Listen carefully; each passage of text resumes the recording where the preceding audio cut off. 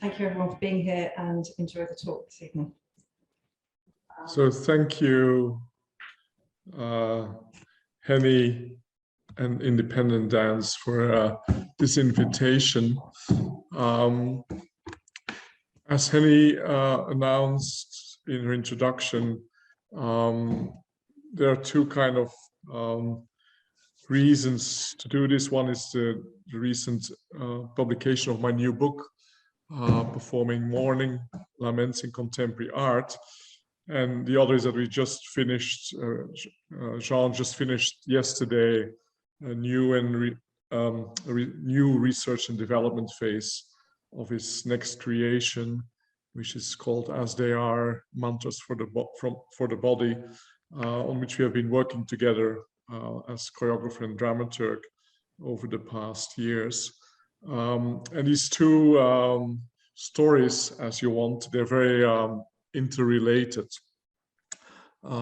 Since the writing of the book happened kind of parallel with the work I did with Jean.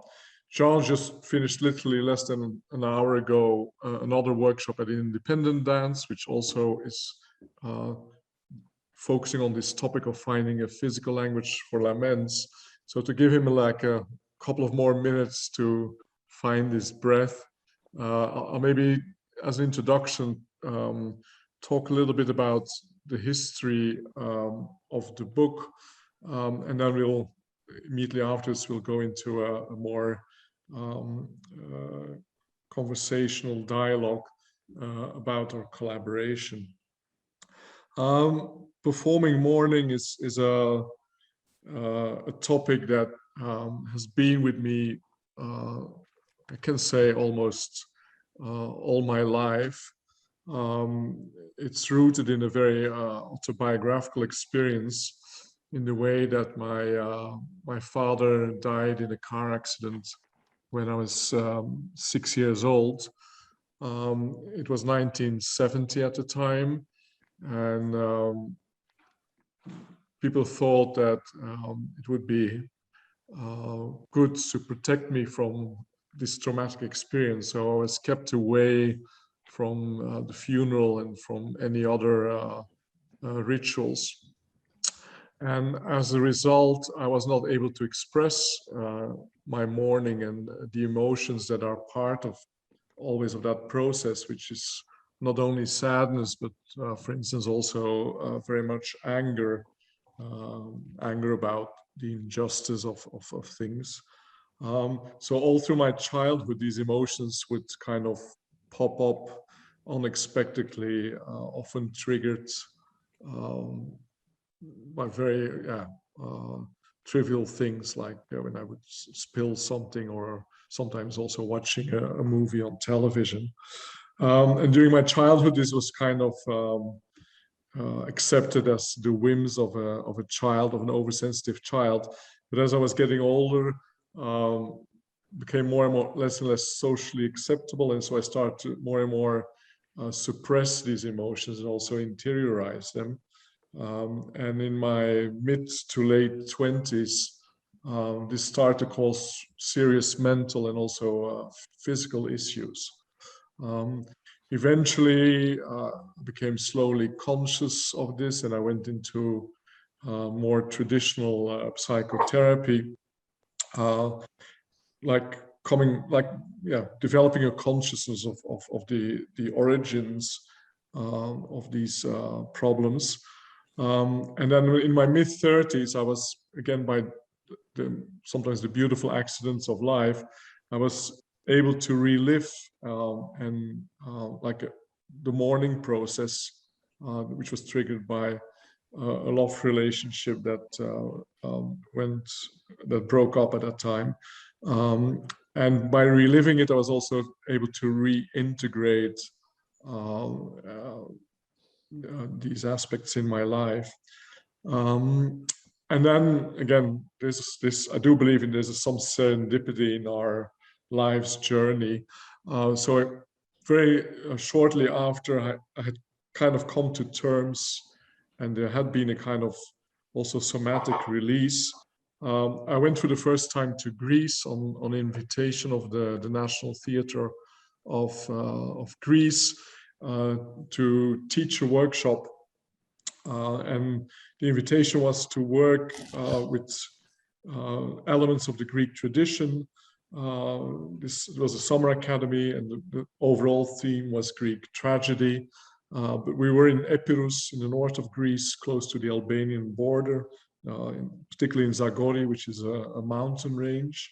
And it's one of the few places in Greece, together with Mani in the south, where there still is a living tradition of professional lamenters, which are mostly women who've been hired to lament at funerals. And so in the workshop, we were able to integrate some of these women. And there was, from the very first moment, a huge recognition and appreciation for the art and craft of these lamenters. I was especially triggered by the highly performative quality, and these are semi-professional women who are, I mean, they've never been trained.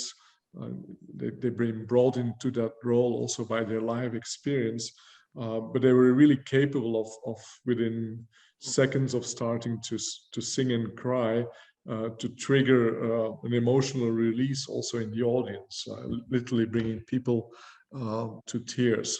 So I got really, I mean, there was this recognition between that craft and my own history. So then for the last 20 years, I can say I have been studying this tradition, not as an anthropologist or a musicologist, which is the main studies that how these traditions are documented, but as a contemporary dramaturg.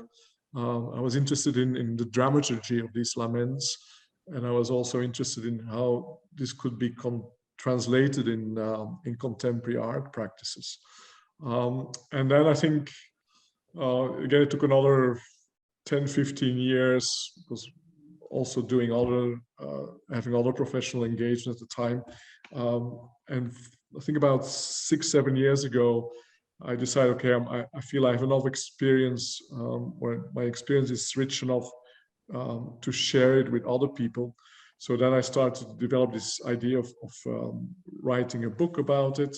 And at the same time, I started also making a little bit more consciously looking for artists that I could engage with as a dramaturg that had also an interest in this topic. And so I started, normally as a dramaturg, I always followed the subjects that the artists bring to the table. But in this case, I started to consciously more also initiate conversations or do so.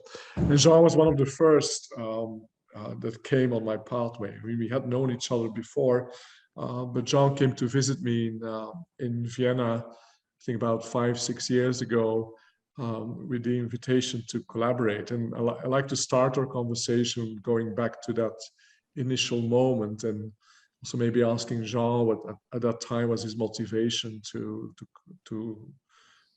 come to me and to invite me to collaborate with him.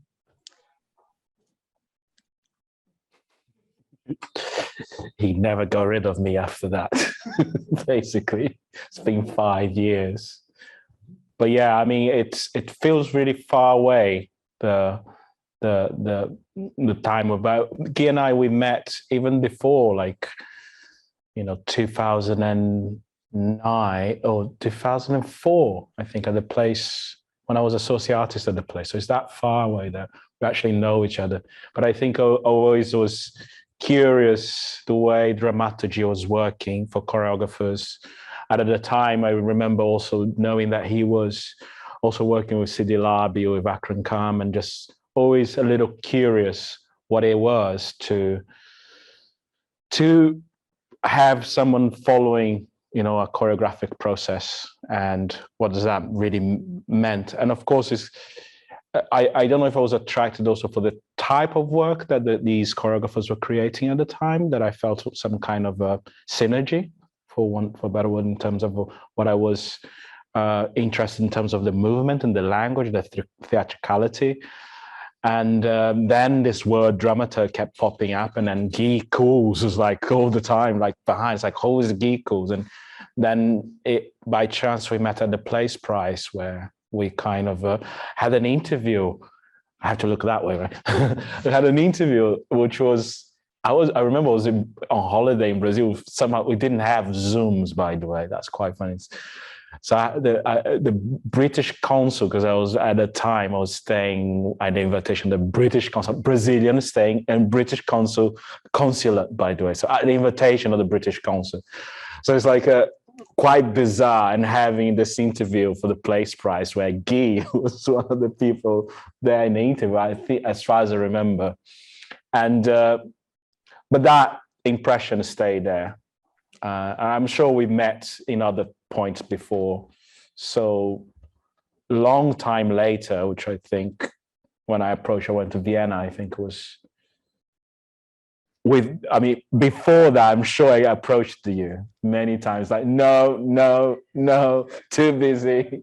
And I'm like, okay, we have to work together somehow. But then the right time came, I guess, for many reasons. I was in Vienna. We had the first project was a collaboration also with a visual artist from Brazil. I like utilizing lots of multiple layers inside my work. I discovered that. The previous work I worked with Gilbert and George, and with technology, quite a lot of informations I work inside my pieces. And I found that I needed to have this dialogue with another voice, I suppose, apart from the voice of my own head, to be able to sort of maybe get a little bit of distance. And dramaturgy has always been that kind of aspect where you kind of, for as far as I understood, it was that kind of idea that you could have someone else that it's helping you or supporting you in that process, which is felt appropriate for me. And I always had instinctively that I felt Guy was the person that I would like to initiate. I had an experience with another dramaturg before, but it felt very, very loose. And then that's when I decided, after that experience, I said, okay, Guy has to say yes. So I went to Vienna, we sat down, we had a coffee, and it was like dating kind of aspects, like, what do you want? Why are you here again? Kind of thing. And then we start talking about labyrinths, I think. These really big themes. I was interested in puzzles and this idea of like endless quests, who we are, what we're here for. And I remember being able to, and these subjects with you felt very at ease for me. And I don't know, I think it was straight away, we kind of, okay, we initiate this conversation, but it was still quite sort of touch and go. And I remember it was virtual. We were supposed to meet, just me and him. He wasn't going to come inside the studio. I remember you turned down, like, so I had too many engagements before, so he was supposed to come in and meet all the dancers for one day, and then that didn't happen. But then in the following project, which was Solo for Two, right? And then that's when really our conversation became, okay, we're going to go into the space together. But that's when the subject matter, what I was interested on, really matched Guy continued research in lamentation. And maybe I like to go back to that original conversation in Vienna, and also my own attitude, or the reason why we had that conversation in the first place. As a dramaturg, I think it's very important that you stay in a supportive role of an artist's process, and that you don't take over neither on the content nor on the form or the aesthetic language that is being developed. Because if you do that, then So you always have to allow that the artist is the one who's leading and who's making the choices, and you're in support of that choice making, often just by offering him a kind of sounding board or a mirror. So I define my own role very much as that of being a witness in the studio, and then the main function is that really of being a dialogue partner, where you, through the dialogue, you help the artist clarify his own choice making. So when an artist approaches me for the first time, I always want to, I always want to take a lot of time to get to know them, and also to understand what they expect from me, because there are different ways of practicing dramaturgy, and I think every dramaturg has his own way of approaching this. So I come into the habit when somebody asks me to work with them to take quite a long time to get to know them, sometimes over many years.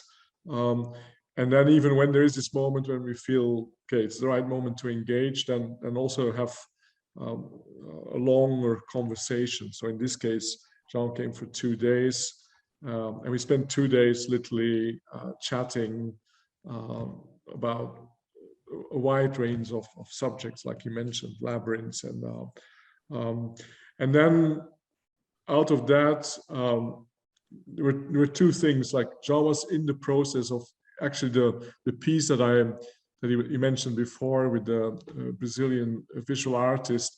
He had already kind of created a version of it, and he was just in the process of reworking it.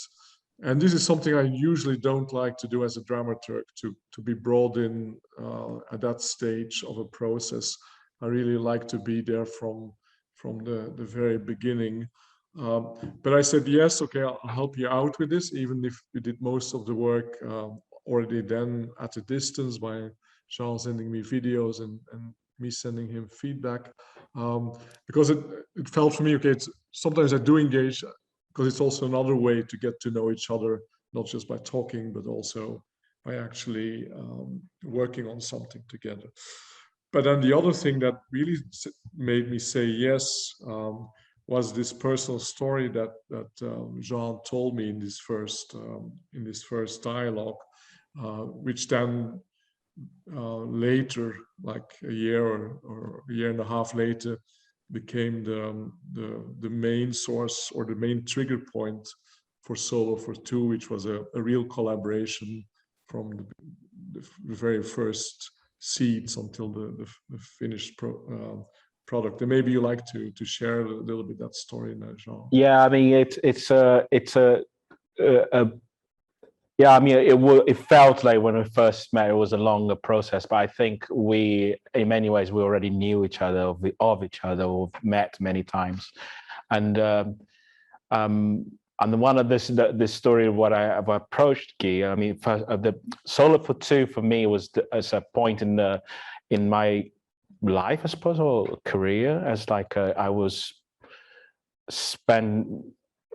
technically at the time I wanted to create the work, I was going to be more in terms of time living in the UK than in Brazil, and I wanted to utilize that space or that creation with that question or that meant at that point in time, in terms of as far as identity is concerned. Identity is something that is very present in a lot of my work and a lot of the questions I have.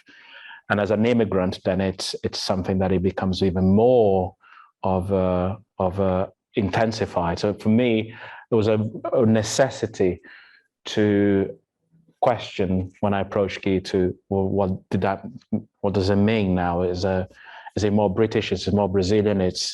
What does it mean, nationality now? Or what does it matter? But there's a sense of grief to a certain extent. I could feel that it was a point in my life I needed to address that aspect of every time going home. It's like I'm a foreigner. Every time I'm here, I'm a foreigner. If I travel, I'm a foreigner. So there is a kind of reconciliation of that existence in that sort of in-between space in a continuous way. and who am I in that space in that way? So I started with that, and of course during that period when that happened, also there was a major event in my family where we were three brothers, and my brother, during the period when I created the previous, one of my pieces, my brother died in a car accident, and it was very sudden. And that kind of also the conversation, having experienced the whole thing here and having the conversations with my family back in Brazil, and then having to then go there and then pick up all the pieces of, because I had to do all the paperwork because my parents were not in conditions of doing that. Like even I have a younger brother and I'm the middle brother, but I'm the one that solves everything. Like even if I'm from here, but like, so I had to go through every single, kind of, official, to get this death certificate and pick up, go to the police, and it's almost like leaving that experience of death through like these papers. That it was kind of surreal. And also the descriptions of my mother, what she was emotionally feeling.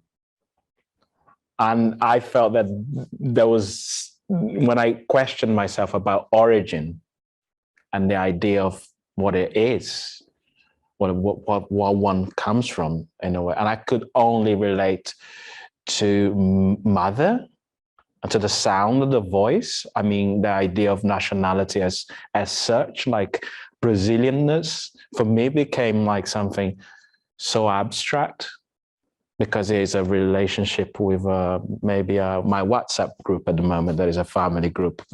This is it. That's so I don't feel like in the right. I didn't feel in the right to claim that sense of national identity, so to speak, after 20 years, and like beginning to walk towards something that it's going to be technically, I'll be more here. Like I don't intend to move anywhere. So it's like, I feel like, so is this it? Is it this part is dead? So I had to kind of reconcile that somehow. And I felt I have this in my work. I have a trilogy of solos that I've decided to develop. I don't know why I felt three.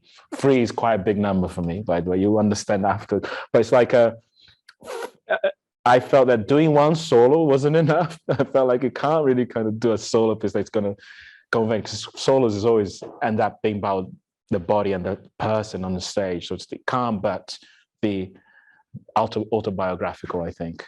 So therefore, I felt it was important. After the first solo, I described from the kind of my body internally. And that the second solo, I decided it has to be about the outside, the external world. How do I deal with the world in that format? So I felt I needed to create a solo that had the suicide of myself, which tried to negotiate these two spaces. So that really what the idea of Solo for Two came from. And one of the piece, the first time I remember that we met to research the work, that conversation about the reconciliation of me picking up all the paperwork of my brother's death and like the conversation with my mother, I wanted to use as the starting point of creating this work, because I felt I need to go back. For me, the only thing I could really relate to in terms of national identity or feeling like I belong to something, it was that.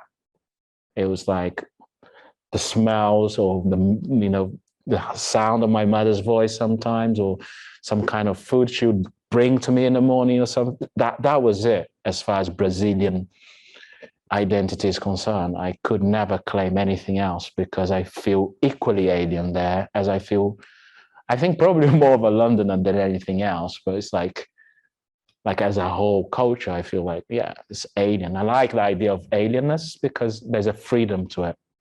So that was our first meeting. I don't know if you want to complete on anything there, Guy. No, again, as I said, there was a connection between Jean's motivation to create and the topics he was addressing, and my own research and interests. One of the things that is very interesting about these traditional Greek laments is that they're very theatrical, in the sense that they often consciously create a dialogue with the absent person, like in a question and answer form of asking the person questions and giving the absent person a voice to answer back. And the laments, or the same songs, are not only used at funerals, but also, for instance, at marriages, because traditionally the wife left her own family and would go and live with the family of her husband. And also there's a very large corpus where these laments were used to dialogue with people who had migrated, which in the case of Greece was a huge part of the population. I actually met last week in Köln a Greek scholar who just finished a PhD on this specific topic of how these laments were used to dialogue with people in exile and migration. So in Jean's narrative, there was the story of death, but there was also how these laments are connected to migration. Like one of the biggest fears is always to die abroad, away from the family, and to go uncried. That's how the Greek really describe it. It's like it's a bad death when nobody's mourning you. So you need people also. So the mourning process in laments is not only for those who stay behind, but it's also to give the absent or dead person a good afterlife. And then, as Jean mentioned, then the next step for us was to go together into the studio and to start researching a physical language that exteriorizes parts of this process. And we decided, because in the beginning it was just the two of us, that Jean could come. It was easier for Jean to come to Vienna, and studio space is in general more accessible and cheaper than it is in London. And I also am a big believer as a dramaturg that like the first ideas are the right ideas. So in this first week of working in the studio together, where Jean was exploring physical material and I was just witnessing, and then we would have a talk about what happened. But all the main ideas for Solo for Two happened in this first week of research, and then we had to wait for a long time also to find the funding to continue. I think an important aspect that we can maybe go to that is then parallel to, there was the idea of Solo, but it was also from the very beginning a desire for Solo for Two, that there would be a second dancer who would also kind of embody part of that research. Yeah, I mean, the thing is, in that first meeting, just as good to point out, it was quite strange because like Guy, the way that he works, and I have never worked with a dramaturg before. I have to be in the studio. I'm like, okay, what do we do? It's like literally, we just go to the studio. Okay, fine. Get the train, have coffee. How are you? How are you thinking? And like, okay, we chat. Get to the studio and like, and what do you do? He's just like, I stay here, you do your work. I'm like, this is weird. And it's like, and says nothing. No, like, seriously. It's like, I have to do all this really deep thinking, and like, but it's strange, but in a good way, by the way, because it's like, then like you understand the dynamic, that you allow yourself to also, that vulnerable space that you think that you have that the idea of the trust, so much the courtship that happens the previous years and everything else, then I start understanding, it became clear that like, yeah, you need that space, that creative element, that when you're thinking by yourself, you are able to do it with someone at that level. So it was interesting step, you know, especially in terms of, because I kept thinking, oh, don't you want to tell me what to do? Do you want to? I kept thinking,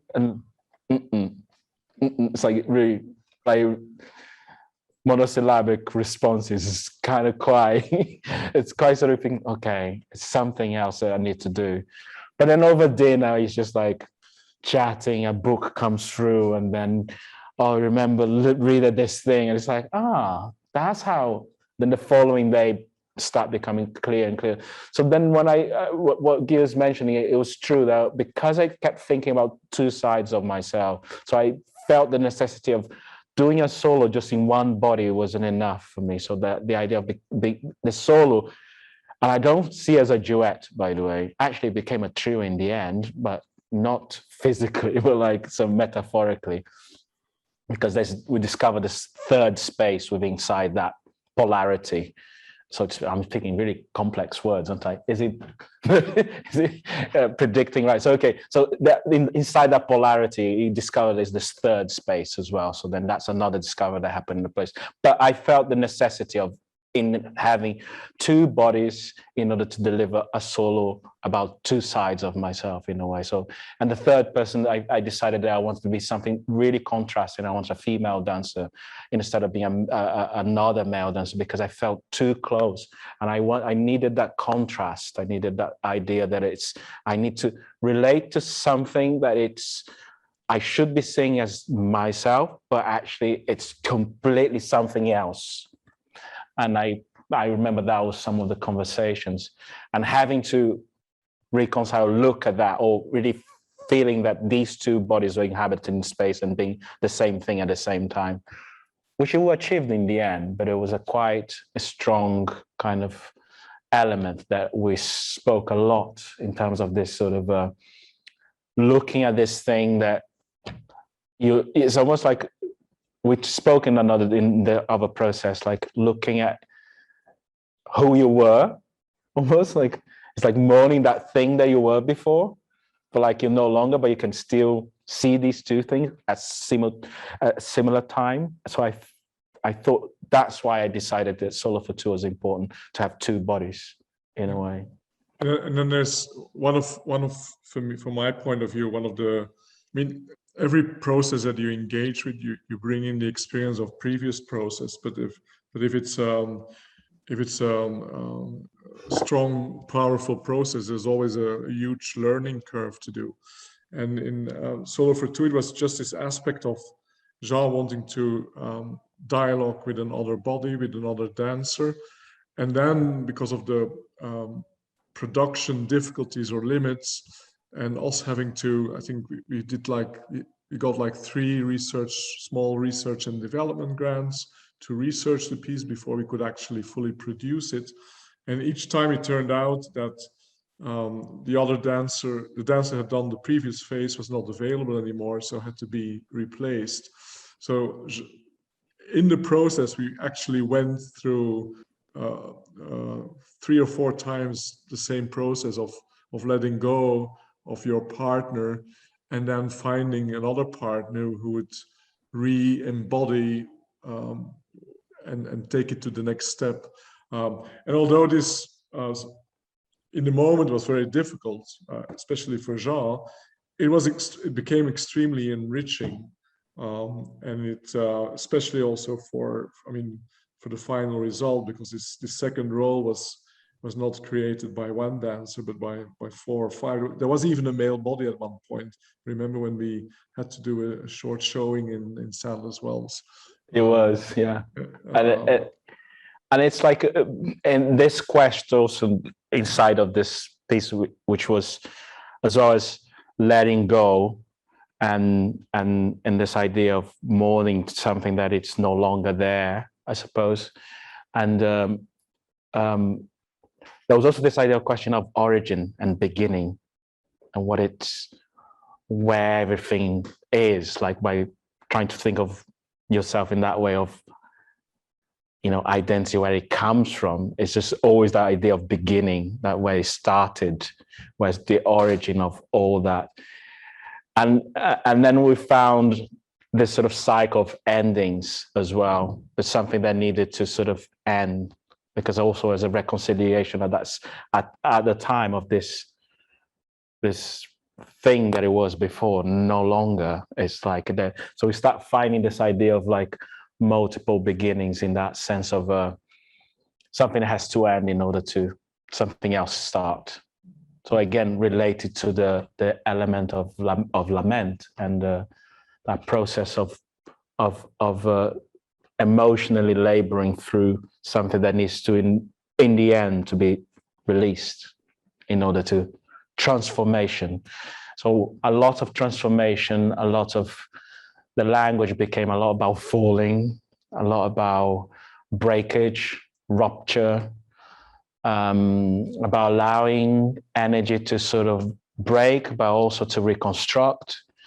It allows us to understand that, you know, not necessarily that when something breaks, it necessarily has to kind of completely stay there.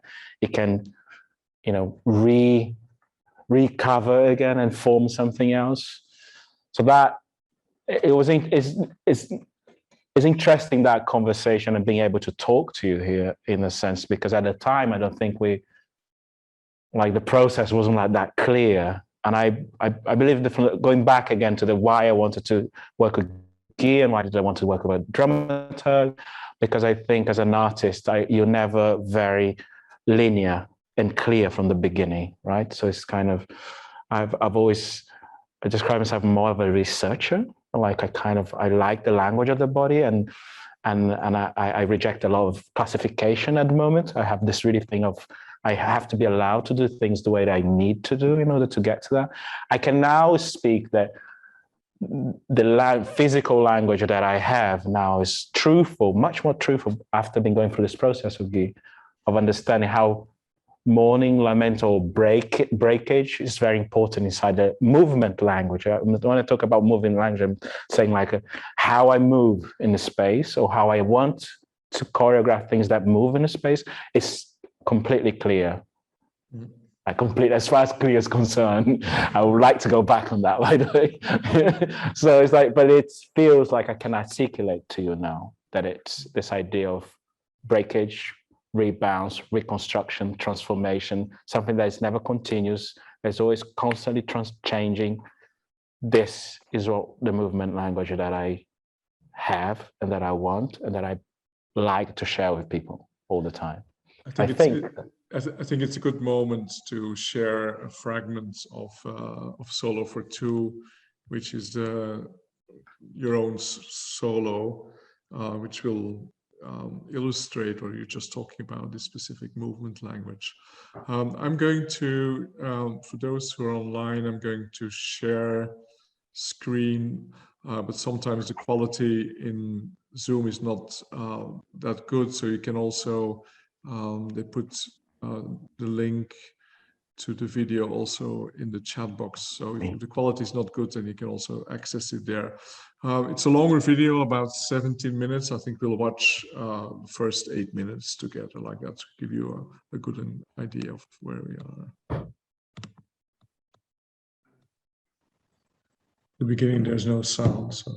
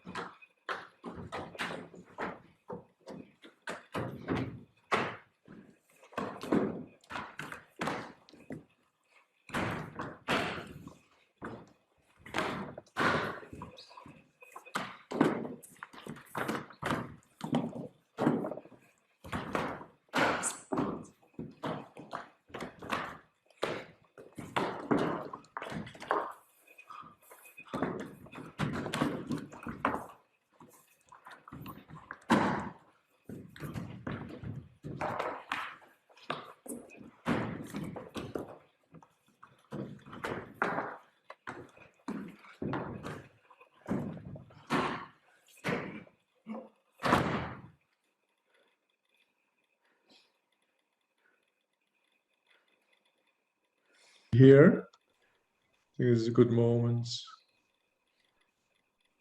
to go back into the conversation.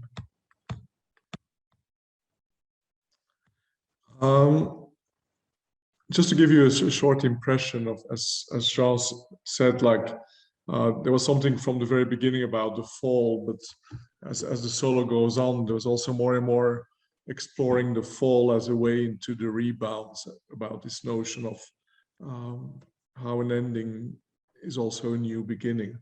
And there's two other things maybe to finish the discussion about solo for two, and then maybe move on to As They Are, which is much more the present research. Okay, kind of technology. Anyway, there's two things about solo for two that are, it's in the background. The first one was that Jean had this idea also from the beginning, in the same way that he wanted to have a second dancer, that he wanted to have a robot in the piece. And you see the little, the light in the back is actually a little robot that, as the piece continues, becomes more and more actively a third partner.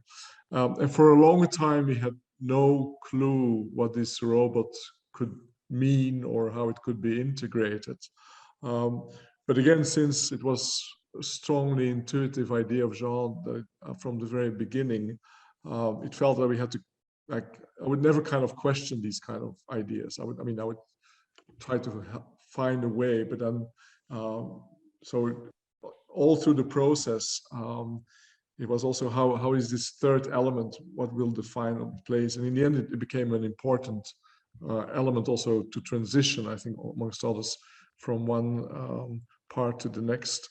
And then the second thing, the robot, we gave it the nickname Makeba, and that's references a character from a book by Clarice Lispector, which was also one of Jean's sources. I think it was actually Jean's partner, Julien, who had introduced him to them. And that became another main source for the work. Again, following the artist and his intuitions and what he brings to the table, and then see how we can build with that. But maybe you can talk a little bit about Lispector, how important that became, not only for this piece, but also for what came afterwards. Like that. Yeah, I mean, it was interesting. I've always think now we're in this space now. I think language for me became, this idea of language as a way of articulating and communicating. I always became more and more interested. I think I always surround myself with books. I was standing in a workshop today that not necessarily that I'll read all of them, but like somehow it feels I want the knowledge somehow like transported through my body somehow. I think particularly with Clarice Lispector, who is a Brazilian. She is from a family that it's from Ukraine that migrated to Brazil. She probably Jewish, Ukrainian. She probably spoke a different language, but wrote fluently and like really, she grew up she went to Brazil as a baby. So she was Brazilian in that space. And I start kind of thinking that when I read the book, I remember and I read it in English, but I could connect emotionally in Portuguese with the English version. So that's sort of a way round of kind of how the essence of something actually can be passed in, even if it's translated to other, like if you understand these two places. So somehow her narrative, and even so reading, and I shared a lot of these informations with Guy, that, you know, when she first published, she was like a female, you know, superstar. The moment that she started to kind of write in the newspapers business, that it is quite male dominated at the time, in the 1940s and 50s in Brazil and Rio, like so she was one of the secretaries, but then she started writing chronics, like just little pieces, and they just went like, everybody wanted to read those stories. And she then published her first book, which was a international success, was translated in many different languages, and she became instantly sort of very well recognized. I remember one of the professors, or some of the people that were speaking about her writing in Portuguese, that she wasn't really Brazilian. And I really felt like that's very interesting, that they were questioning the way she was utilizing language, because she was obviously utilizing a very, very unique way for her. And I connected to that in a very sort of physical format that is spoken to me, because emotionally it was very rich, and the way that she could inhabit all those different spaces, like being Ukrainian, being Brazilian, being a writer, being a female, being working a male. So I got really fascinated in that space, and she became like very prominent, not only in this work, but like the perspective that she writes from it's very intense, very poetic, and she speaks about life and death in 2 sentences, like in a very, very easy, poignant, light and heavy, like all at the same time. And I felt that, again, for my language as a creator, kind of really connected to that. And the technology element, I've always had this technology element in my work, because I cannot ignore it, because it's here, it's right here. And I felt very important to address that element. And also I think because I started connected to my phone, as if it's like the Brazilian element of it is actually in here, lives in this place, like in this little WhatsApp group that sort of I open up and there you are. So it's kind of, I started to feeling the necessity to have this thing that just follows me around everywhere, and that is part of my identity, and it inhabits my identity to some extent. So I kind of felt that robotics also a quite interesting place to go with this conversation, to how much the extension of the multiplicity that it gives me as well. Because as well as trying to establish my identity in that way, I felt like also I was trying to thinking in a sort of a, what else? Once I let go of this, it's just like, it probably just multiplies me in all sorts of different ways as well. So I felt the dialogue with technology was also very, very important too. And that's why we didn't know what was going to happen. Because like, it took me quite a long time to not convince, but like it's a, but what is this person? And then we found the name of I decided that I had to give a name to the robot. I kind of, if I'm going to relate to this thing, it has to have a name. And reading the book, and then we kind of saying, oh, how about we call Makiba for after the main character? She dies in the end. It's terrible. It's a terrible book. I mean, don't read it if you like. No, read it, because it's really interesting, because she really kind of captures Brazil in such an amazing way, in a sense that it's, not even me was able to kind of think that it could be captured in such a poetic and really quite intense, emotional, and as well as like a tragic.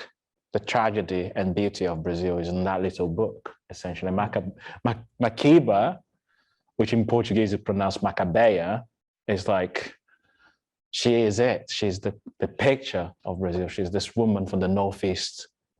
Like, again, me as a woman, like maybe that's a, and she goes to the big city and then all these things happen. And it's like, I felt that resonance with it to a certain extent. And I don't know, I think female became, again, mother.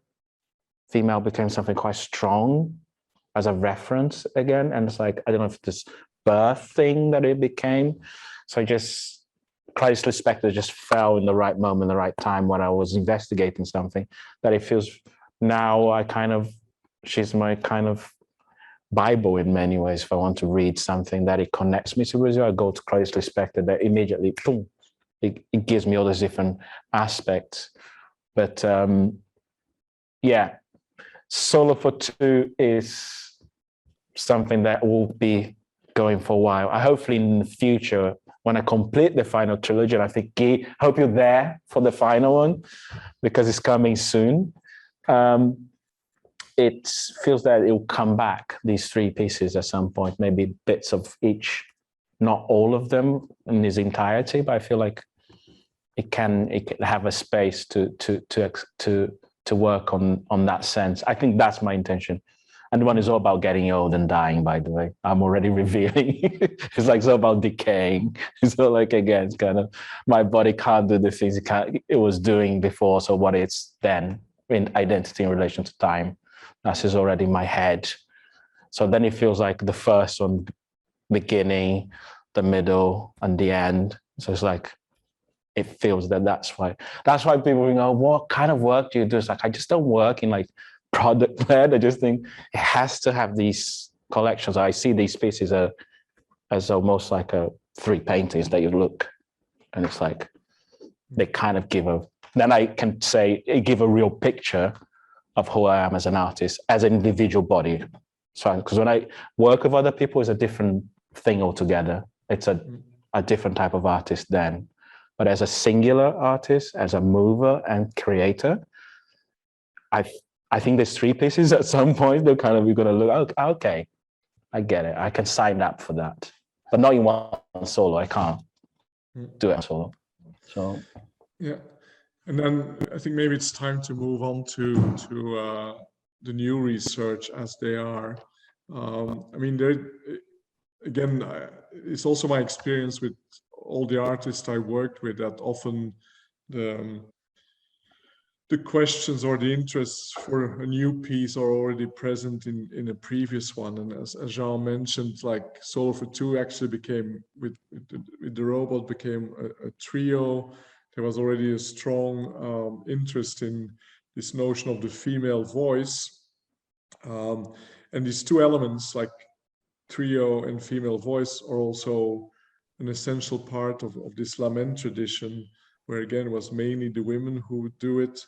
And often in like in Greece, in Epirus again, the base is a polyphonic structure where there's a leading voice who creates the narrative, who sings the lament, but then there's voices, a chorus supporting that, and there's always a voice going underneath to ground the experience, and then there's a voice that kind of goes higher up again to pull up the energy.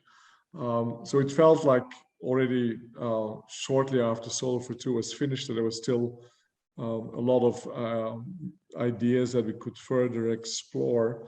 And again, we started with a research phase in Vienna, but this time it was part of Impulse Dance, where they offer this possibility to artists to do a workshop, but not only to give like pass on skills, but also to research their own artistic interests with the participants participating. And so we had 2 years ago this first research phase, where we also brought in a Sicilian voice coach to learn us this polyphony, and then starting to translate this polyphonic structure into a physical language.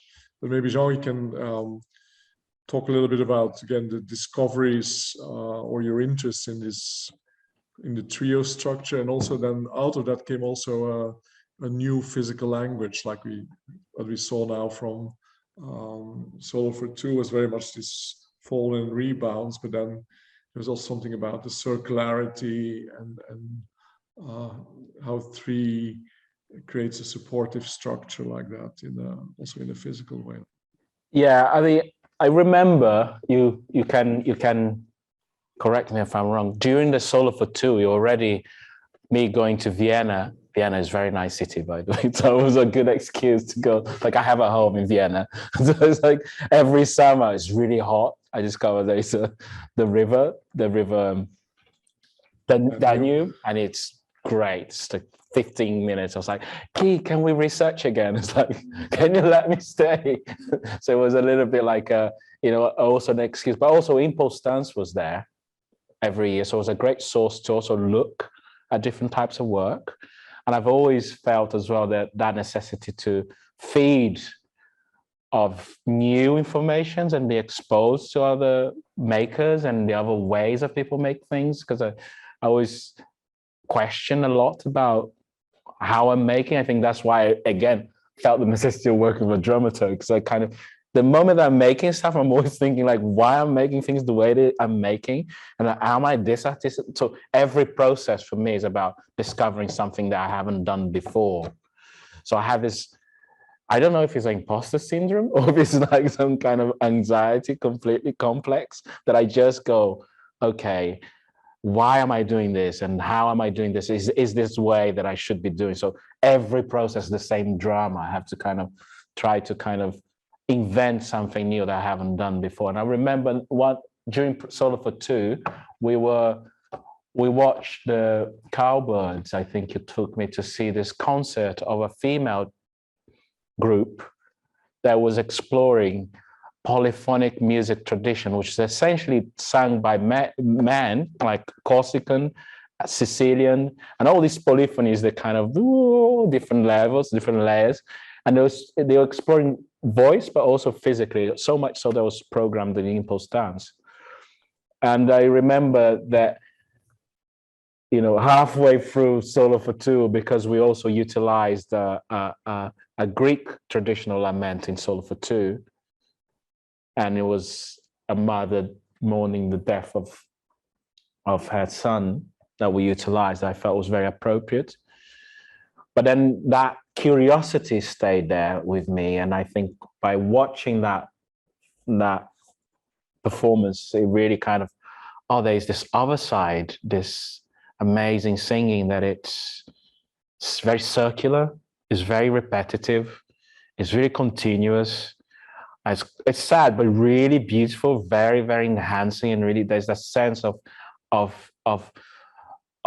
lightness and heaviness at the same time that I also felt very attracted to it. And again, female voice became kind of, oh wow, isn't that interesting? And then when I found that it was actually male singers traditionally that they'll put away from that, then they are recovering, then I became even more interested in that narrative again. So, and then I think that's why it gave birth to the following project, which was As They Are, which is exploring the physical language of lament or mourning. And I think the thing is, like, what Guy was very interested in for a very long time, and how I'm thinking as I'm evolving as an artist, it's about discovering what its interests me. And I felt the circularity and the sort of continued emotional intensity and movement. There's something in there that I feel, and I still creating this work, feel it lives inside the work I create. So polyphonic music tradition became very important as part of the next piece, which was As They Are, and became about trilogies, a trio, and also became about female voice For questioning into my work, there was like I never made a piece just in female dancers in the whole of my working career, and I felt like, oh, hang on a second, something wrong here. Why have I never decided out of my own kind of choice to just make an all female or just a female led work? Why is this? Is it my own? I don't know. Like, is my own prejudice? Maybe it's like kind of thinking, is it not strong enough, or did I feel that it was not?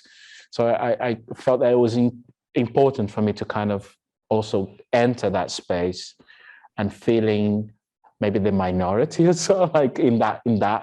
Although I think there's a lot of question within that as well, like within how the whole thing is being conducted. Because I'm questioning, is it possible to collaborate in that format without feeling the usual imbalances? So that's another thing that the piece for me was going to provoke me to having to deal with in that way. How would conduct that aspect of agency?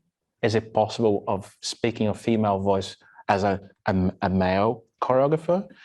That was all these questions that without trying to be too political, I wanted to allow space also to understand within my work, within this work. And then I felt like trio was the next step. And later on, after our conversations, he introduced me this book about the how to beginner's guide to constructing beginner's guide of constructing the universe. I like that. I like the idea of constructing universes. So the whole thing became like this sort of sense of circularity, universe, cosmic, and like discovering numbers. And number 3, I just became obsessed with number 3, like 1, 2, 3. Three's beginning, middle, end, morning, afternoon, even. So the mythology of number 3 became like it's quite shamanic number, I feel. It's a triad. There's a triangulation. Is inside circles. You can have circles. Circles becomes, triangles, and triangle is the first supporting structure of any building blocks. It's like you find triangles in there. So it's quite powerful as a symbol. So it's, and I mean, you just knew I was going to go like, just look at this. And I just became completely obsessed with chapter 3, of course. And then it's like, because I think also this idea from Solo for 2, I already felt in that space anyway. Like, because my identity, I think it's in the middle. It's not, if I have to choose, it's between this vibration from constantly like that, which is a cycle, by the way. It's like, it's always like this. So you're kind of between these 2 points, between these polarities. So I truly felt very, very natural progression to it, and to address all these different questions. And then how Lament came to me, and how I proposed to Guy to research Lament. And one of the first things I realized in these songs, it was the repetitiveness of it, and the sense of like, repeat again. So the language that I start finding inside my body, it was this, like, and I kind of just went to the studio. I did that for weeks. I swear. And I go to put these songs. I would just go like, I would just go into these circles in the body, outside, in the space. It was just like, I said, Key, I think I've done something. It's like, that's all I can do, is just to stay in the studio. And inside that, I start realizing also that these circles, these repetitions, and there's repetitiveness of it, actually create a lot of movement. It was never the same. So I became interested how repetition, it's actually different every time. So there's nothing is ever the same. So even if you think it is, like we sleep and we wake up, but like we think it's the same thing, but between these 2 points, it's completely different every time. So I start creating, thinking of a language, because I'm not very good at forms. I decided, like, throughout this relationship with gigs, like finding things that I can't create movements as like, it's like this and it's like that. And it goes like, I can't do these things because I don't see the human body as a language expressed in, like, I'm going to make dance that is going to repeat every time I put my finger over there. I think it's against the nature of the body in a way. Not that I think it's wrong, it's just in my language, I see movement, it's like, it's like whatever, it's never having an edge to it. So I was actually, the research, again, that's where me and Guy, like, sort of, because I'm very keen to, at the end of my life, I say, I know how I move. It's like this. And finally, with lamentation and mourning and all this kind of intensity, emotion, I think I'm discovering a language that I really speak, the language of movement I'm interested in pursuing. Even if I don't use laments next time, but you will see that language. I'm comfortable in falling all the time and then recovering, and then, which is another cycle, by the way. So then from the fall and getting up, which is a cycle for me, every time I recover differently, every time I fall differently. So it's like, for me, it's already, then now I've started to discover the circularity inside the body, where it's kind of now taking to a whole other level, a whole kind of, it's about space, it's about relationship with other bodies together. And it also goes up and down as well, but like I can work in all the different levels. And I'm becoming more and more comfortable with that. I think it's a good moment to show a short fragment. Again, this is research still in progress, similar to with Solo for Two. We just finished the second research and development phase. Previous one was actually a year and a half ago, before COVID. We were in London and we did a presentation at the end in the October gallery. And now we had another 2 weeks with 3 other dancers. And yesterday we had a sharing at Milton Keynes gallery. So it's just a short fragment of the, in this case, it's not the performance, but the research in the studio. But that illustrates, I think, this interest in Jean in circularity and repetitiveness, but not in a way that is kind of organic and that is also renewing itself each time like that.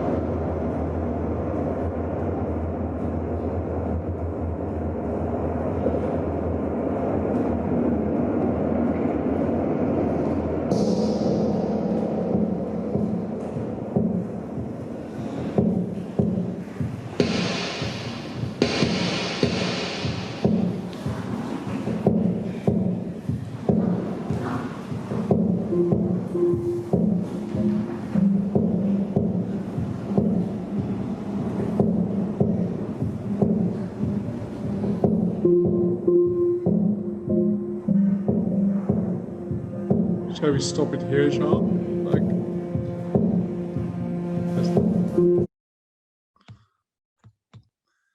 so I think it's time to open up our discussion to the audience and see if people have questions or I don't like watching my stuff. So it makes me like,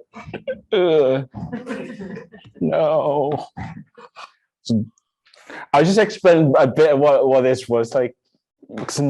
I'm interested to not to make movements, like creating people's body, because I think it's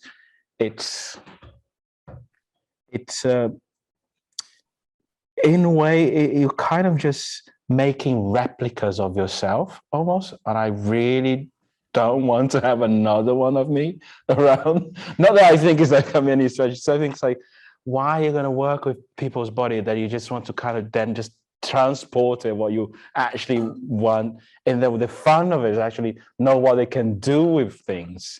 That's more the fun for me as a choreographer. So I like to just transport. This is I've discovered practice, let's say, through these years working with Keith, I think, and that is just an example of a time working together with these brilliant, amazing people who I feel show me what can you do. Like, this is how the toes, like, now let's see what do we do, and then from there I kind of go, okay, we're constructing something. So that's more or less the thing. It was only a week ago. Yeah, so it feels very fresh after being. Why looking back at it sometimes when it's so fresh? Yeah, so and it was like a year and a half after not being with people together. So that's also really scary. Like, first time I haven't posted or showing thing anywhere yet. I have a question of Kathleen in the chat box.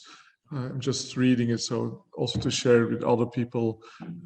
So Kathleen's question is how that did the physical exploration with Jean, so your feed into my research, like about writing the book.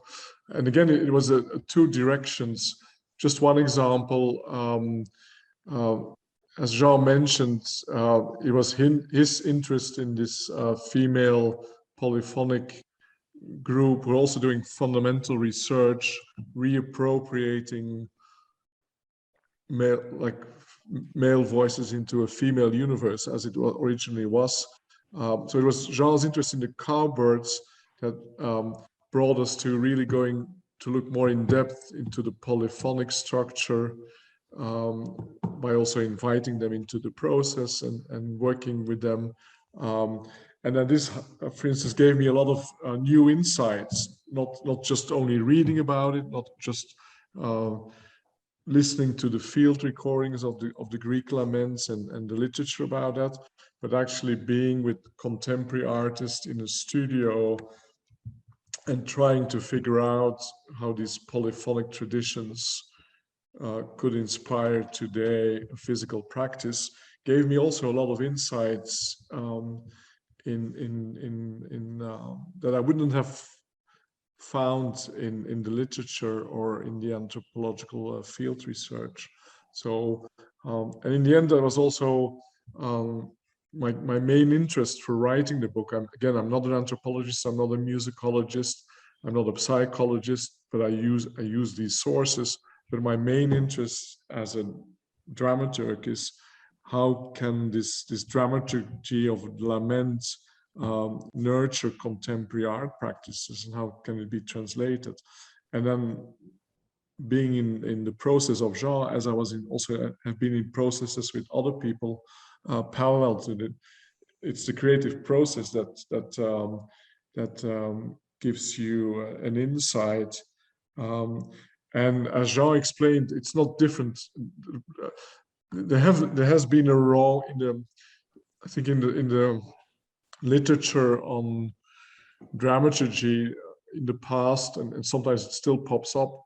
There has been this strong idea that the dramaturg is the one who brings in the theory, the knowledge, but my experience of being a dramaturg in a creative process is similar to that of the artist. There's as much not knowing and trying to find out together in a process by bringing in different skills and different experiences.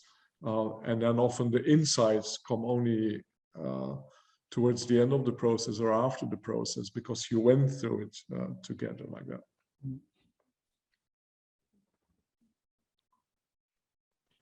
Jean, did you want me to share the image that you emailed? Yeah, I went sneakily. It's a picture by Michael. This was yesterday. We tried some things. For the first, that was Milton Keynes, yeah. The first time trying something. I would say as well, anyone who has a question in the room, just say, and I can bring the mic to you so that it can be heard by everybody. But I actually have someone else has written in the chat, but I just wondered if you, I wanted to say thanks both, because it's been beautiful hearing about the relationship. And my question is really about how you feel, well, let me frame it. What I hear a lot about this sort of notion of sort of the not knowing, and you talk beautifully about the sort of clarity within the non-linear and this sort of space of in between. And within that space, I just wondered how you find it useful to then also be working with a fairly culturally situated and grounded practice, historical practice of lament, that and it's from Greece, and how much does that sort of eventually, how much you feel that eventually comes into the work, or is it something that just like supports it on the periphery or at the beginning? It's for both, either or really. I mean, you can. I'll answer from my view, because I think there's a point in here where our interests, our work merge, and there's a deep respect for each other in that way, and then where we're coming from in terms of, and where the points they cross and they go in their directions, and then they meet again somewhere else. I'm using an analogy of movement, so it's easier for me to think. So I think lament, like the analogy of me, like what is Brazilian in many ways, like because we spoke so much, I don't feel the necessity needs to be necessarily really present. It was a big question that in solo for two, if we're going to use it, so if I was going to sing, if we're going to sing live, we're going to, first of all, because I also have a deep respect for the traditions and the whole question of appropriation. And I don't think what I'm trying to do is to refer or recreate the idea of lament in that sense, or loss, or more, because I think the way I'm entering into it, though I used a very personal aspect, my interest is more metaphoric and much more like a philosophical, I'd say, of this idea of we live every day in a sense of loss all the time. We just don't like to look at it. And we live in micro spaces of micro ruptures. You become an adult, you're no longer a child, there's a rupture. This notion of being totally linear and continuous, that things just has to remain the same. It's, for me, as an artist, became like impossible. So I enter lament in that format. I think that's what it's important, and it's present to me as a kind of an impulse to create, as a rationale to make something. I like this idea of breakage and having to reinvent, to recreate, as a source of movement making, if that makes any sense. In that way, I think the lament is crucial and is there, and that's why our dialogue is so clear, also important how we work. But after that, I feel like I don't want to try to recreate. I don't have to, unless if it feels really correct, it feels like respectful.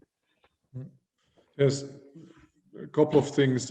One of the the best books, contemporary books on processes of mourning is Daniel Leeder's The New Black, and he just, what is interesting about the book is, I mean, it's a well documented psychological analysis of mourning processes, but he also he gives a lot of examples of contemporary art practices, and one of the ideas behind Leeder's book is that already the need to create often is an answer to some absence or some loss. So these two are very much intertwined. And it's also my belief that if you look at the history of art, a lot of art creation comes out of that source. And this is what my book is really about, contemporary forms of lament. And then I define lament in the book very large. The Greek tradition was my entrance door into this universe. And again, it came at a relevant moment in my life. There's not so many of these traditions that are still practiced to that extent. I mean, there are, but they're getting, in Europe, it's basically Greece, Finland, a little bit Italy. It used to be Ireland, it disappeared, and now it's being revived. I talked about, again, also in the work with Jean, the Greek lament is there as a template, as a reference to understand and to nurture how we can create a contemporary form. But we are not referencing it explicitly. I've been involved in other processes only recently where this is done, and if you do it then, if you use the Greek songs, then also you have to do it in the culture. The piece that we made was a piece with that premiered in Athens, and then recently also in Avignon, and the whole team was kind of, I mean, all the dancers, all the musicians are Greek, and there was also a Greek dramaturg next to me, because then you need that kind of groundedness if you use it in a more literal form, as an aesthetic, for instance. Thanks, that's great. There's a chat one, and then there's someone with a raised hand. Yeah, great. You can see that too. Cool. Sazita, do you want to go?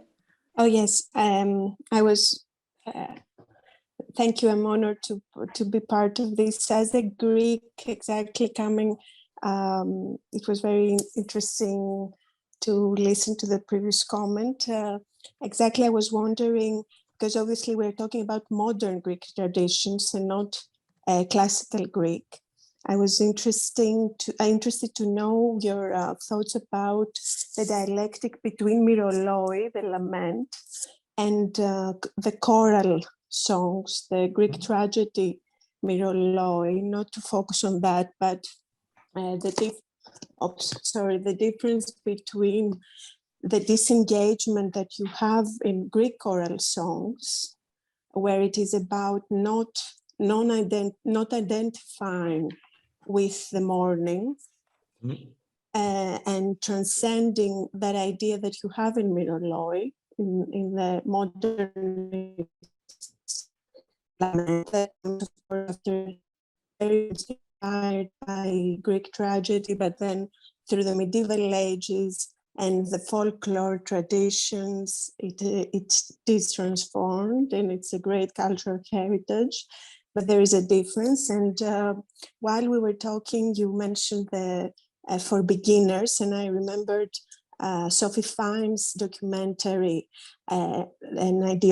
Beginner's Ideology, where Zizek is actually critical somehow of the women of money, of moiroloi, in the film, showing how it's just a performance. I mean, the comic side of the moiroloi, where you have even women who are getting paid to enact feelings of sadness.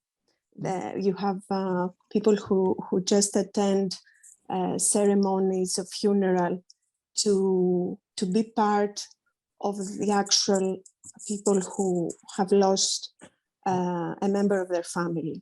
And in the end, just to say that with a member of the Performance Studies conference 2 years ago, that was about the idea of ending that you mentioned, which is very connected to Mourning and moiroloi and Lament.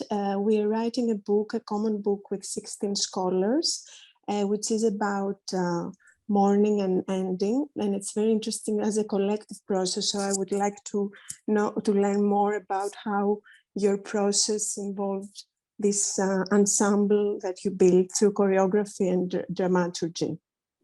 Thank you very much for a great talk. I mean, thank you for your comment, but it's, I mean, you bring up a lot of topics and questions. First of all, I think all the Greek scholars that I know of, and this is like all the scholars like Margaret Alexiou, or more recently like a Greek anthropologist who studied the moiroloi in Mani, like Varvantakis.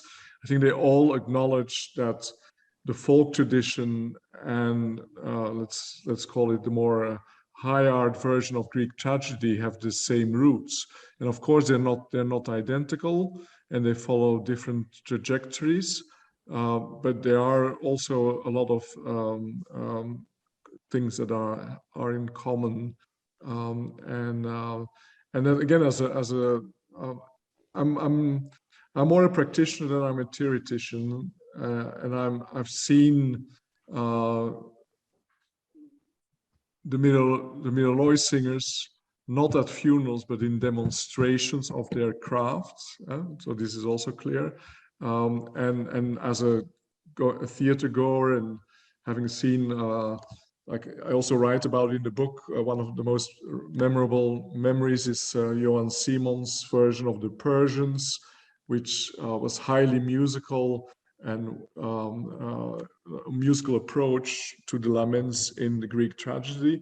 And then you see that there's a lot of connections there. The second thing that you mentioned about the artifice, I think the artifice is an essential part of the lament form, in the sense that it's there not to only express the emotions, but also to contain them. And Varvantakis, for instance, in his anthropological research, he talks about how in Mani this balance between control and loss of control is also kind of used in the community to judge whether a particular lament was powerful or not. Because if there's complete loss of control, it becomes hysterical, and if it's over controlled, then there's no exteriorization. So there is the fakeness, and the artifice is part of the art form, and that's also again what I'm interested in. Why I find it that there is a link to contemporary art practices that deal with these same topics. I mean, these are just the first two comments that come in. And then yeah, as you said, the last thing, my book is a monography, but it's written in dialogue with all the artists that I mention, because writing for me is I can't write without a dialogue. In the process of writing the book, at one point I was overwhelmed because there's so many examples. So I had to reduce again the number of contemporary art practices that I wanted to discuss. And and one of my main criteria became, okay, it doesn't have to be the prestigious nature of these artworks, but I choose artists that I know personally, or because I've collaborated with them, or I have personal access to them, so that in the writing about their work, I can include their voices by just sending the material, asking them to add, to comment, to give feedback on it, and that's and for sure I'm also a big favor of having this polyphony of voices around the same topic, because that can only enrich the discussion. The Greek scholar I met last week because I was doing workshops before writing the book, basically to meet people who had an interest in this topic so that I could also then include them in the book. Now the book is out, so I continue to do workshops. And again, other people come in. Like last week, I was doing a presentation and a workshop in Köln, and there was a Greek scholar who's consciously queering the laments. I mean, inventing new laments, which are very much Subversive. yeah, but at the same time very much respectful for the traditional form, but then he's queering them in order to bring topics that were kind of, because these laments are not only positive, they also excluded for sure certain categories of people. So that's his practice now, which is both a scholarly practice and also an artistic practice as a writer like that. So there's so many possibilities to start from that point and then expand in very different directions. Thank you. Should we look at some of the questions in the chat? Yeah. Do you want me to read them, or maybe Alison, you can choose, because I have a moment to pause and to reflect like that. Yeah. Okay, maybe if you need a moment, I'll ask Davina's question first because it's more for Jean, and then I'll come back to the one that's about your relationship. So Davina, this is fascinating, says, thanks for a wonderful conversation. I wrote my practice PhD about the presence of absence, and I wonder how that idea intertwines with lamentation, as Jean talked about exploring the voice of the absent person.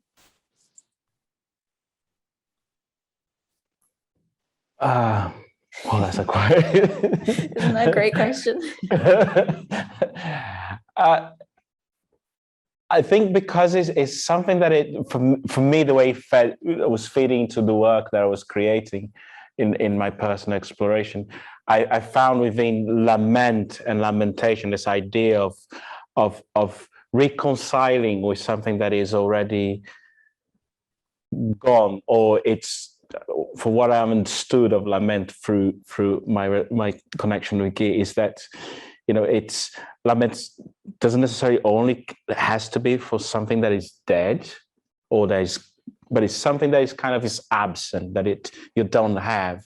And in a question how I enter that with the idea of identity, this loss of something that I was no longer be part of it, I think it became an engine to create movement, to create emotional states. I think my entering also with lamentation is about how can I enter that emotional space that it can give me the movement that is faithful to the work I want to make. I think that's the relationship that for me absence enters into my work, or in the movement language, is because what it does is that immediately turns it real for me, like physically. It's a real emotion that I'm reaching towards in order to create movement, and that space in articulating and communicating with an audience or communicating with other people, I think it's very crucial in my exploration as an artist. So movement for me needs to be filled with emotion, and working with the emotional state of the absence of something immediately gives a ground. It gives a sense of gravity for me, and feeding from that sense of absence for me. If it was in the case of Solo for Two, if it was this idea of this person that is no longer there, immediately there was the sense of a heaviness and gravity that fed the movement that I was creating. So that's that relationship for me with lament. We probably just have time for the one last question that was in the chat. Great. Yeah, so the last question is about the relationship between artist and dramaturg. So I'd be interested to hear more specific details about your working practices together, i.e. how often does Guy join Jean within a making process? Excuse me. How much is he present in the studio? How much outside of the studio work? And have you found certain formats of communication that support your dialogue? What is the relation between Guy and the dancers, performers, and collaborators? I can kick that off, and then Jean can comment on. Again, I mentioned it maybe, I think in the beginning of our talk, that I define my role as a witness in the studio and as a dialogue partner for the choreographer. These are my two main roles. As a witness, I want to be present at as many stages of the process as possible. For sure, there's also limitations financially and practically, like now the physical distance. But it's more about the regularity, to be there as early as possible. And again, when there's a long-term collaboration, as we kind of hope illustrated some of the, I mean, again, the ideas for the next piece often kind of emerged already during the process of the previous one. Like, I mean, Solo for Two informed so much of what we're researching now. So it is about the regularity and being present as a witness in the studio at all the stages. So even the past weeks, although I couldn't be in London, I've been in the studio, like as a witness through the screen on a regular basis. And then this is combined with an equally regular dialogue between Jean and me outside of the studio time, which for me is not only about the material that is being created and produced, but is as much about where are we in the process, what are the next steps that we want to take, and how can we take them, how can we support the other people in the process so that they come with us in that journey. And the same thing, like we had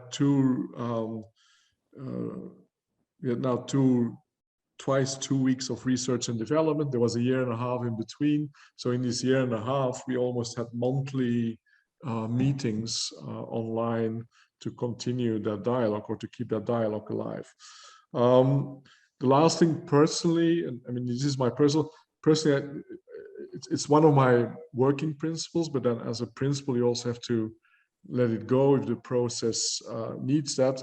But I always go into the process saying, I'm there for the choreographer, and I will only engage with the other collaborators, the dancers, if the choreographer invites me to do so, because there's a need. And concretely, for instance, in the last week, I have been giving a workshop with the dancers as they are, where I guided them in writing their own laments to nurture their the movement research. But it's always on invitation of the choreographer. The reason why I do that, because again, it's about staying in the supportive role. But I've also been in processes where I was not working as a dramaturg, but before as a producer and presenter, that I saw that if there's too many voices articulating at the same moment, that instead of clarity, it can create confusion. So there has to be not a hierarchy, but there has to be some conversation rules about how these conversations are organized. And I know colleagues, dramaturgs, were very different in that, who find it the primer, sometimes their first role, to talk to the performers and to kind of translate or negotiate between the choreographer and the performers. But this is a role that I personally don't like to take on to me. I'm going to add to that, is from my perspective, it's like I think every relationship, like just treat a dramaturg artist relationship as any other relationship you're going to have. It's pretty much about finding the boundaries and just finding the language that works with. There is not a kind of textbook, as far as I understand you from our experience together, because you discover your synergy, you discover your timing, you discover what it works, and it's about adapting to each other and understanding these limitations. Even in myself, sometimes when I work to get, there is sometimes that space where I go, am I leading this, or am I kind of depending too much? It's like I have to always double check these things with myself, and where things converge, where that clarity, or where my vision is coming through, or it's because of the beginner's guide of constructing the universe. Did it define? So I have to be very clear that that was a suggestion.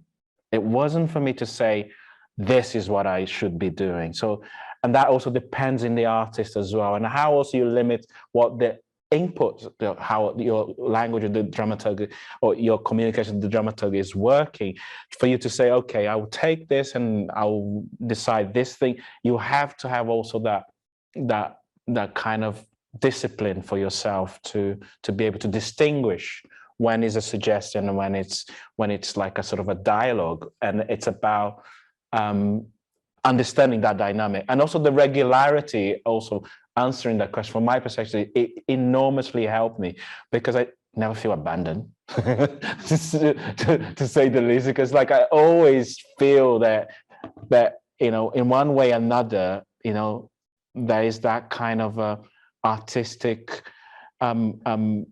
space where a year not knowing that we actually are going to finish what we did yesterday, and knowing that I could speak and have that conversation with you, oh, this is where you are, this is how it, that also gives a landing to the work, or creatively to what you're doing. So you need to feel that you don't have any money, go away. It's like, I'll see you when you get the money. It's not really in that space that should work. So I think from a personal perspective, I felt that also gave the work, or the way I artistically wanted to do, a lot of support, So, and I think that's what it is. A dramaturg relationship is that support and respect of limits as well. It's kind of now in this process, Guy, we're meeting in the mornings. Just practical terms. We're meeting like every morning for 30 minutes. Only 30 minutes, because my head was like all over and adapting to the Zoom and then going back. But we made that time, that commitment to coffee. How are you? How are you doing? Do you want to talk about it? No, I don't want to talk about it. No, so let me go. So fine. So even that in itself, it's an example of a dynamic, how we ended up agreeing. Maybe the next process, or no, we don't need to see each other for, we make the decision how that's going to, it's always agreed in beforehand. That's what's more. Last thing that I think one of the huge challenges of any creative process for the artists is this, that it's an unending cycle of choices to be made. With who I'm going to collaborate. So until the final editing, it's one choice after the other, and there's always this insecurity on the artist's side. Is this the right choice, or is this the wrong choice? Because there's still so many, especially when you're in the middle of it, you can't predict what comes next. As a dramaturg, I think this is one of the things you're there for, is to support that choice making by grounding it. But at the same time, you have to be very careful not to interfere, because if you start making choices or making suggestions even for choices, then you're taking over. And again, in my sense, it's always the artist has the best thing for the artist to fall back on is his own intuition, and then you have to follow that intuition, but ground it. And again, I think we mentioned a lot of examples in our conversation today. Instead of me pushing a book for Solo for Two, it was Jean who discovered Les Pictors. And then I knew Les Pictors as a reference from Sixou, but I never read it. I'm going to read it. And then I immediately recognize, okay, this is a powerful thing. So we should just stay with this and use, and then I will help Jean to discover all the elements that are in that one book that that we can use in different ways as literary references, as background, and so and this goes in the whole process. It's like that. And pictures. I sent pictures to give some email, just a picture. Look at that. It's like things really kind of random. It's like creatively that I think is related to something that we're doing. Like I just sent, and he always responded the next day in the morning, first thing.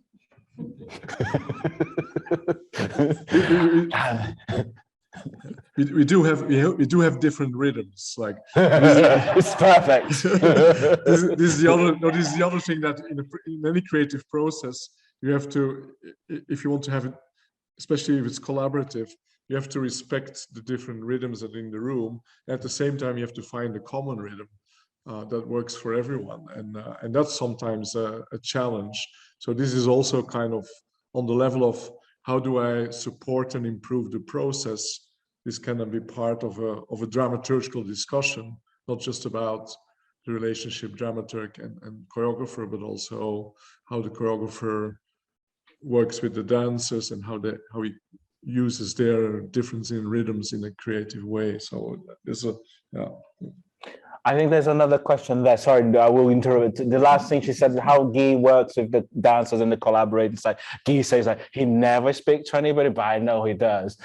No, it's like there's a sort of, the thing that when the choreographers, the dancers don't want to, complain about the choreographer. Like sort of, there's a sort of, it's a non-seeing kind of, not complain, but I think it's like there is a degree of understanding the room, I suppose, but I don't think there's a direct interference in that way. But I feel there's a kind of I don't know if there's some kind of misunderstanding of any kind. I feel like if I don't pick up, for example, because sometimes when you're in that space, you don't pick up certain things, and it's nice to have a different eyes also looking at it. It's like, oh, I didn't notice that person breaking down in the rehearsals. Like maybe I should think about that, or because it's easily missed.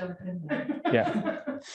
And just say I'm going to do the rhythm stop as we've gone over 9 o'clock, and it felt like the perfect invitation. It was like, wait, I'm not jumping right now. Oh, no. So I'm going to jump in because it's time to wrap up. And second, just to show the face, and say a massive, to wrap this up, I just want to say a massive thank you to both of you for being here in both versions.